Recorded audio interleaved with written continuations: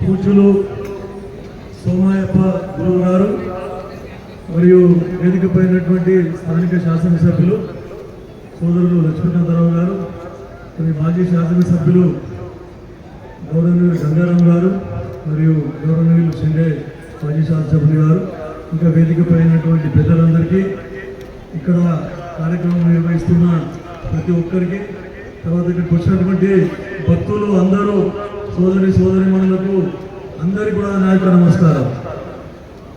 ఓం నమ శివాయ. ఓం నమ శివాయ అంటేనే దాంట్లో ఎంతో అర్థం ఉన్నది.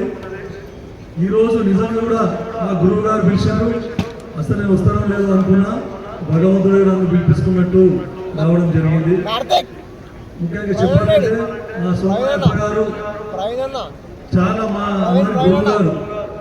ఎందుకంటే మా కుటుంబానికి సంబంధించిన మా నాన్నగారు కిషారెడ్డి ఎక్స్ఎమ్మెల్యే గారు, దివంగత ఎమ్మెల్యే గారు ఉన్నప్పుడు వారందరూ కూడా మేమందరం కూడా బోధించాలంటే ఎప్పుడు ఈ గురువు గారు వచ్చేవారు.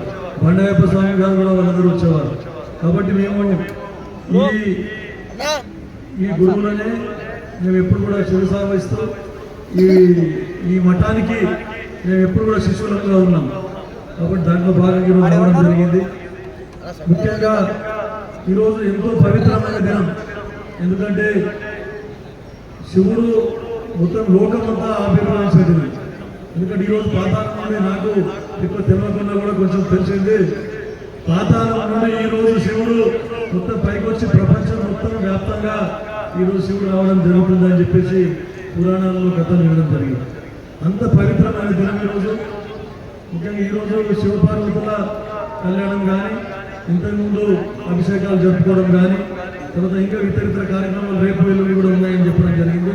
ఇవన్నీ నిర్వహిస్తున్న సోమయ్యప్ప గారికి, తర్వాత ఈ మఠ నిర్వాహకులకు అందరికీ కూడా నేను అభినందిస్తా ఉన్నాను మరియు ధన్యవాదాలు తెలుపుకుంటా ఉన్నాను.